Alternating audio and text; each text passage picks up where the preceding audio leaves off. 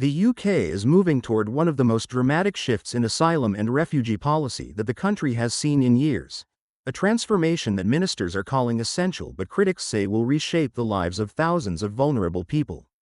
The government has announced that it is effectively ending what many have described as the golden ticket for asylum seekers, replacing long-standing protection routes with a far stricter, heavily reviewed, and far more uncertain system.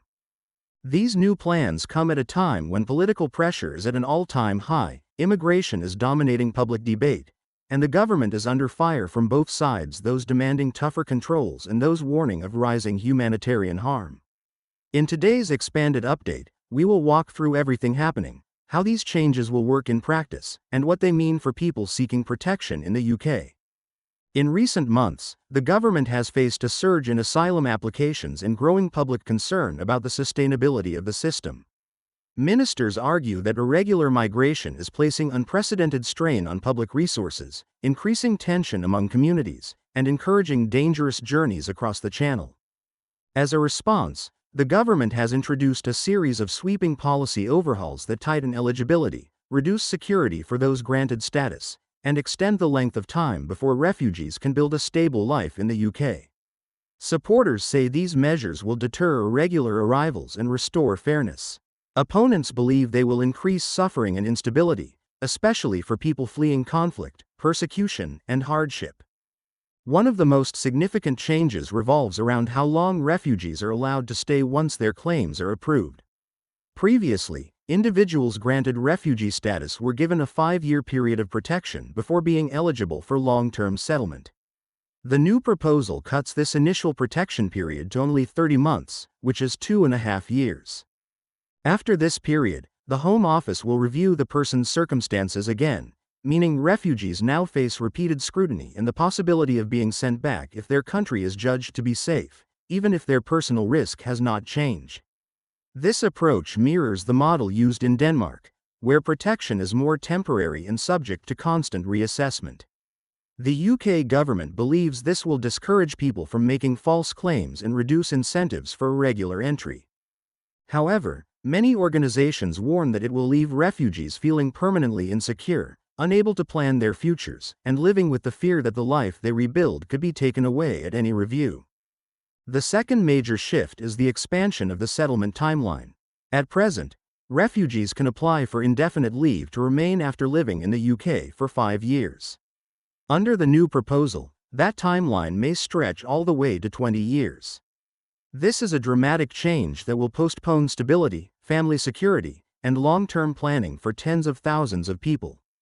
A 20-year pathway means a person who fled war or persecution might spend nearly half their life in the UK without ever feeling fully settled. Supporters of the plan argue that this tougher route will reduce irregular migration by removing the expectation of quick, permanent residency. Critics argue that the change is deeply unfair, especially for people who have already endured trauma and hardship. They warn that delaying settlement for so long could trap families in uncertainty and create long-term social and psychological harm. Another highly controversial element is the removal of statutory support for asylum seekers. Since 2005, the government has been legally required to provide housing, accommodation, and a small weekly allowance to people waiting for their asylum decision. The new plan aims to remove this legal duty entirely. Instead, support will become discretionary. That means assistance can be refused to people who are considered capable of working or supporting themselves, even if the job market, legal barriers, or their circumstances make employment impossible. Support can also be denied to individuals with criminal records, regardless of the severity or context. This change could leave thousands of people without access to housing or basic financial help while their cases are processed, a period that can take months or even years. Charities warn that this will push asylum seekers into homelessness, exploitation, and unsafe living conditions. The government argues that public funds should not be used to support people who could support themselves or who pose a risk, and that the system must become more sustainable. These reforms come against the backdrop of record-breaking asylum numbers.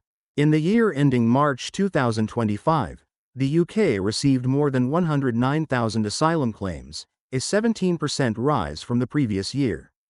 Ministers insist that the current system is overwhelmed and that the UK can no longer manage the scale of arrivals without major reform. Immigration has now become the leading concern for UK voters, even surpassing the economy.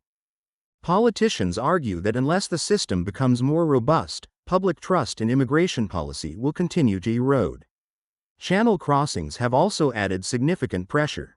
More than 39,000 people have crossed the English Channel so far this year, already exceeding recent levels.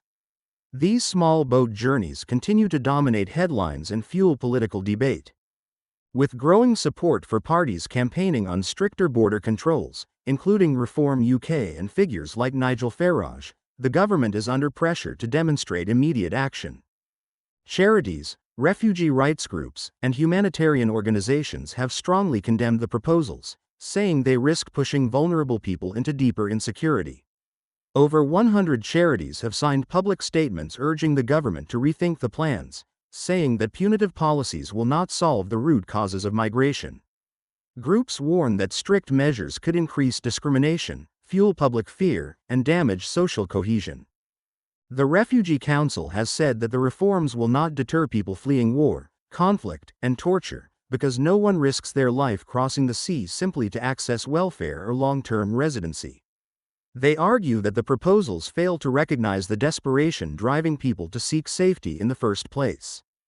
Many of these organizations believe that instead of building a more efficient system, the government is building a harsher one that will leave families uncertain, anxious, and unable to rebuild their lives. These changes ultimately represent a turning point in the UK's approach to asylum. They illustrate a growing political shift in which control, deterrence, and reduced long-term security are prioritized over integration and humanitarian protection. Whether these measures will achieve the intended goals remains uncertain. Some experts argue that they may reduce numbers in the short term but lead to bigger challenges in the future, including longer appeals, legal disputes, unreported migrants, and higher social costs. Others fear that the reforms will change the UK's global reputation as a country that offers safety to those in need. For anyone wanting to explore the full details, deeper research, and expert commentary, more information is available on our website, with the link provided in the description.